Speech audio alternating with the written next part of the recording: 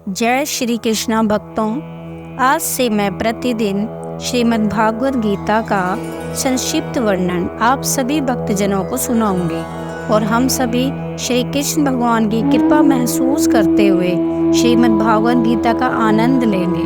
तो शुरुआत कुछ ऐसे होती है कि पांडवों के राजसूय यज्ञ में उनके महान ऐश्वर्य को देखकर दुर्योधन के मन में बड़ी भारी जलन पैदा हो गई और उन्होंने शकुनी आदि की सम्मति से जुआ खेलने के लिए युधिष्ठिर को बुलाया और छल से उनको हराकर उनका सर्वस्व हर लिया, यानी कि छीन लिया।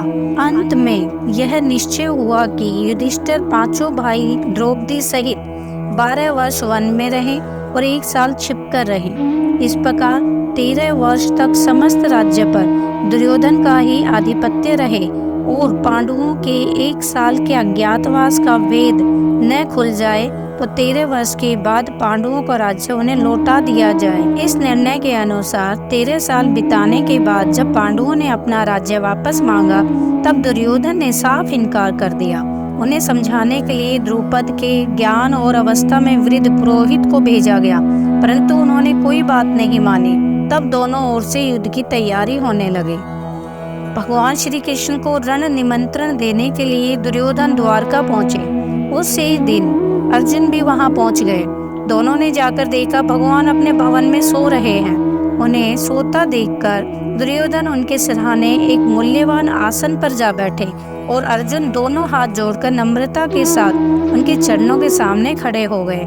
जागते ही श्री कृष्ण ने अपने सामने अर्जुन को देखा और फिर पीछे की ओर मुड़कर देखने पर सिरहाने की ओर बैठे हुए दुर्योधन दिख पड़े। भगवान श्री कृष्ण ने दोनों का स्वागत सत्कार किया और उनके आने का कारण पूछा। तब दुर्योधन ने कहा, मुझ में और अर्जुन में आपका एक सा ही प्रेम है और हम दोनों ही आपके संबंधी हैं, परंतु आपके पास पहले मैं आया हूँ। सज्जनों का नियम है कि वे पहले आने वाले की सहायता किया करते हैं। सारे भूमंडल में आज आप ही सब सज्जनों में श्रेष्ठ और सम्माननीय हैं, इसलिए आपको मेरी ही सहायता करनी चाहिए। भगवान ने कहा, निसंदेह आप पहले आए हैं, परंतु मैंने पहले अर्जुन को ही देखा है, इसलिए मैं दोनों की ही सहायता करूंगा। परंतु शास्त्र अनुसार बालकों की इच्छा पहले पूरी की जाती है, इसलिए पहले अर्जुन की इच्छा ही पूरी करनी चाहिए। मैं 2 प्रकार से सहायता करूंगा। एक ओर मेरी अत्यंत बलशालिनी नारायणी सेना रहेगी और दूसरी ओर मैं युद्ध न करने का प्रण करके अकेला रहूंगा। मैं शस्त्र का प्रयोग नहीं करूंगा। अर्जुन, धर्म अनुसार पहले तुम्हारी इच्छा पूरी होनी चाहिए, अतएव दोनों में से जिसे पसंद करो मांग लो। इस पर अर्जुन ने शत्रुनाशन नारायण भगवान श्री कृष्ण को मांग लिया। तब दुर्योधन ने उनकी नारायणी सेना मांग ली और उसे लेकर वे बड़ी प्रसन्नता के साथ हस्तिनापुर को लौट गए। इसके बाद भगवान ने अर्जुन से पूछा, हे अर्जुन, जब मैं युद्ध ही नहीं करूंगा तब तुमने क्या समझकर नारायणी सेना को छोड़ दिया और मुझको स्वीकार किया?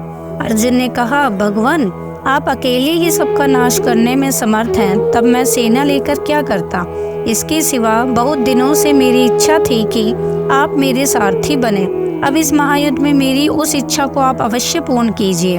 भक्त वत्सल भगवान ने अर्जुन की इच्छा अनुसार उनके रथ के घोड़े हाँकने का काम स्वीकार किया। इसी प्रसंग के अनुसार भगवान श्री कृष्ण अर्जुन के सारथी बने और युद्ध आरंभ के समय कुरुक्षेत्र में उन्हें गीता का दिव्य उपदेश सुनाया।